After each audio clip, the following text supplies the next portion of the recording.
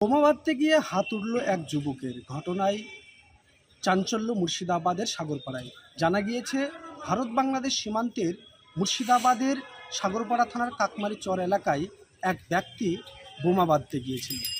আর সেই বোমার আঘাতেই তিনি জখম হন এবং জানা গিয়েছে তাকে তড়িঘড়ি উদ্ধার করে একটি বেসরকারি নার্সিংহোমে ভর্তি করা হয়। সেখানেই তিনি চিকিৎসাধীন, এমনটাই সূত্রের খবর।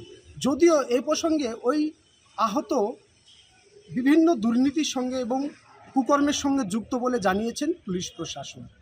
জানা গিয়েছে ওই ব্যক্তি আগে থেকেই পুলিশের খাতায় দুষ্কৃতী হিসাবেই পরিচিত এবং তার বাড়িতে মোটা মোটা সিসি ক্যামেরা দেখে পুলিশ প্রথমেই তাকে সন্দেহের জালে ঘিরে ফেলেছিল।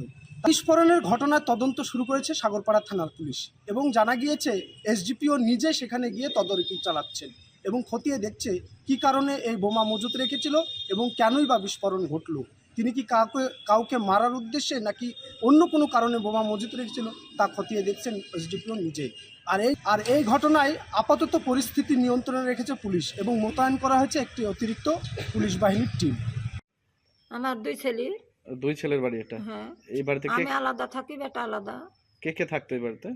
আমার ছোট বেটার কাছে আমি লি, আমার বলি আমি থাকি।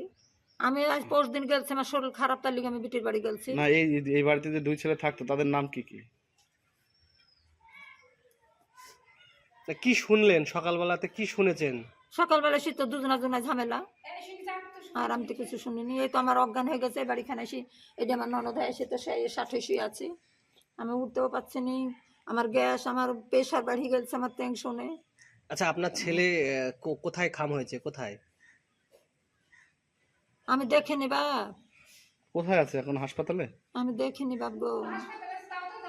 আচ্ছা, আপনার ছেলে কি বোমা টোমা বাঁধার সঙ্গে যুক্ত না আছে? জাননি, না না জাননি।